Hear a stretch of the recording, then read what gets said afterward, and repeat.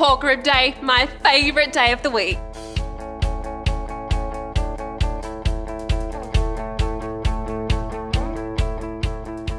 Low and slow barbecue is a labour of love, starting with building a fire, getting your hands dirty, and then tending to the fire hours on end. So what if I told you there's a barbecue you don't need to do that and you get incredible, authentic, wood-fired flavour? Well, Weber has brought out the SmokeFire so you can focus on perfecting the food while the barbecue is taking care of itself. So today we're going to cook these pork ribs on the SmokeFire so you can see it in action. Now, I have eaten my fair share of pork ribs over the years and I may have overindulged in them a few too many times. They have to be perfect in order for me to truly enjoy them. People go crazy for pork ribs. They have to be tender, but that doesn't mean falling off the bone. They have to be juicy, lightly smoky, and have complementary flavours. They still have to taste like pork ribs. It does take a bit to strike this balance, but it all starts with a good set of ribs, picking a good sauce, picking a good rub, and then cooking them perfectly. So I'm going to share all of my tips with you today. Half the battle when cooking pork ribs is finding a decent set. So I'm going to share with you what I look for when I'm at the butcher. So the first one is baby backs. They have this wonderful curve in the back of the spine and they have this piece of loin meat here. So these are situated at the very back of the spine, just there, and they are delicious. But my favourite are St. Louis. So this is a full spare sweep. So this then sits along just a bit closer to the front here, and these are packed with flavour as they have that delicious fat through them. So I'm going to turn this sweep of spare ribs into St. Louis. So here we go, get a really nice sharp knife, and then what we want to do is square this set off here. So we're trimming off most of the rib tips so we can get down in between and just cut along. Look at that. Now you can throw this away or you can cook it up and this becomes your tasty little snack while you're still barbecuing your beautiful set of ribs. So I'm just going to square this set up nicely. We have a little sharp bone on the edge here, so I'm just going to cut that off. And now we're just going to square off this other side here. Just quick little slice down. That meat will dry out quite quickly, so I'm just cutting that straight off. While I'm here, I would like to share with you something to avoid when you're at the butcher's, and that is shiners. All it is where the butcher has cut too close to the bone and has got rid of that beautiful meat that we want on the ribs. So the next step is to remove this membrane right here.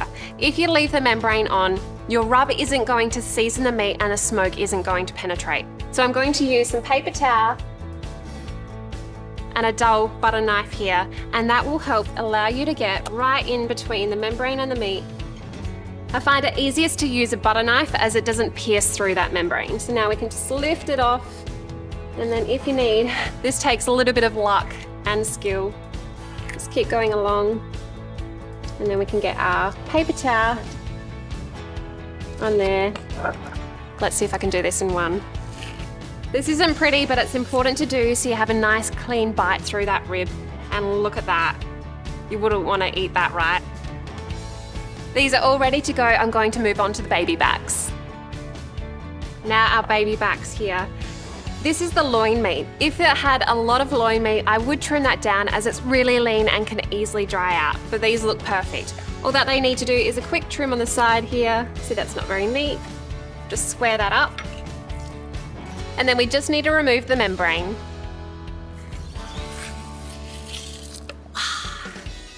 These are looking great. Now's a great time to fire up the barbecue. For low and slow cooking, we are using the wet smoke kit. This helps to add moisture into the heat, so I'm going to set it up now. This kit sits underneath the cooking grill, so you're saving on cooking grill space, but it also helps with cleanup.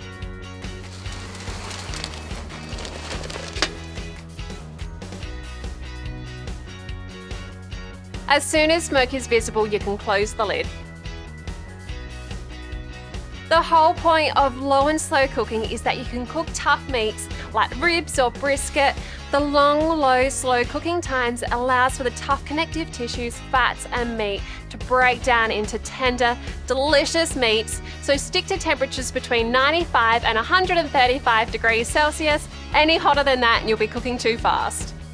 Home style ribs are very different to competition style ribs. With competition style, they need to use over the top rubs and sauces because they need to pack as much flavour as they can into one single bite.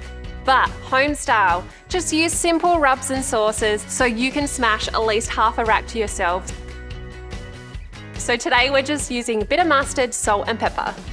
So first we need to slather a light amount of mustard all over. Don't go too heavy here, otherwise it will start to flake off at the end of the cook. And on both sides, what we're doing here is we just want to add just enough for the salt and pepper to stick. And then in here, I just have a simple mix of 50-50 salt and freshly ground black pepper. You can just sprinkle this on.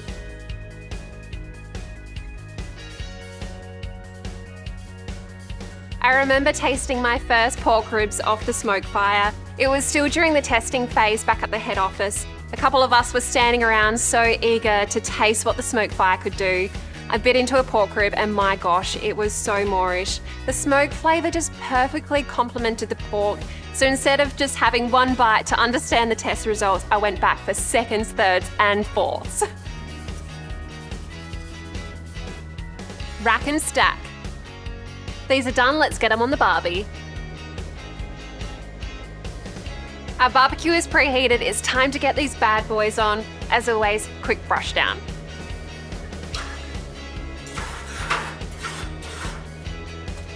We've got 2 racks here, so I'm going to fill it.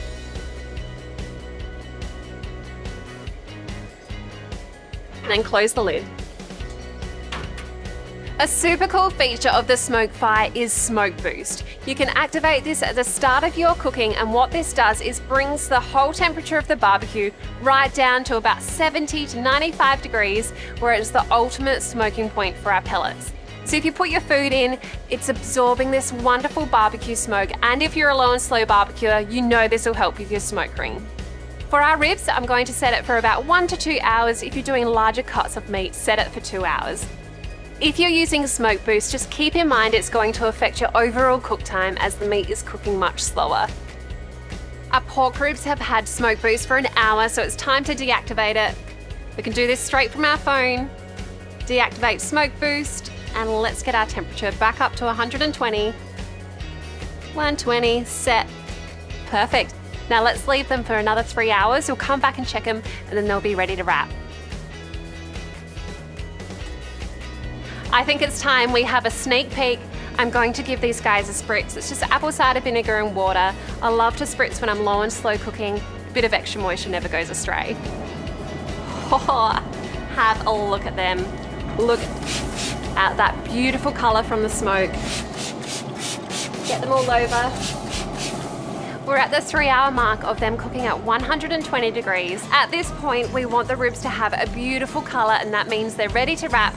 You could not wrap them and just leave them like this to finish cooking through, but I like to keep that extra moisture inside.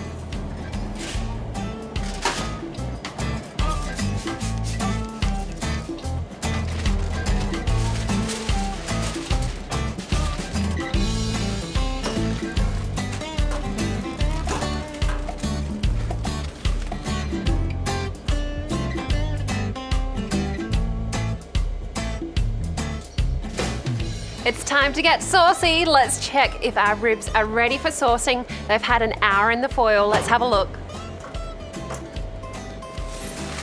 Woo! Extra juicy. Look at that. All right.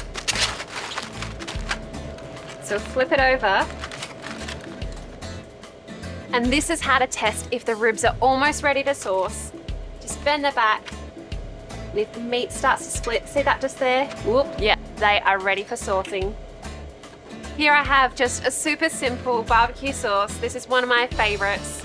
It's a little bit spicy, a little bit sweet, but it is going to be delicious on these ribs.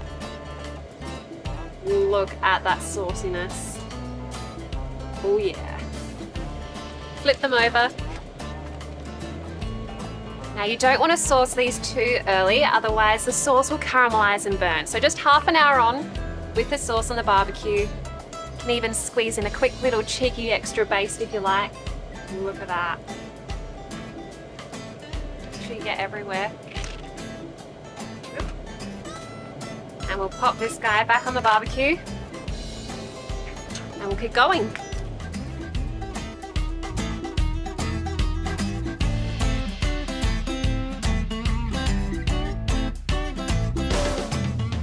Being the go-to barbecuer in my friendship circle, I get a lot of cooking questions, especially on low and slow barbecue. When I have a friend ask me, how do you cook pork ribs? The first question I ask is, are they marinated?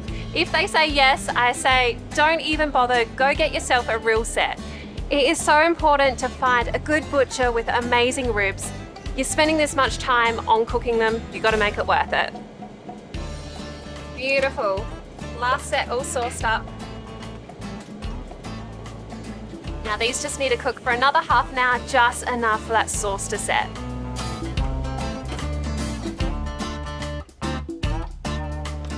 Our ribs are ready. I am so excited and hungry. Let's have a look. Oh wow, don't they look banging? We're gonna take them off the barbecue and let them rest in our foil. You don't want to cut into them while they're still hot and steaming, otherwise that's moisture lost.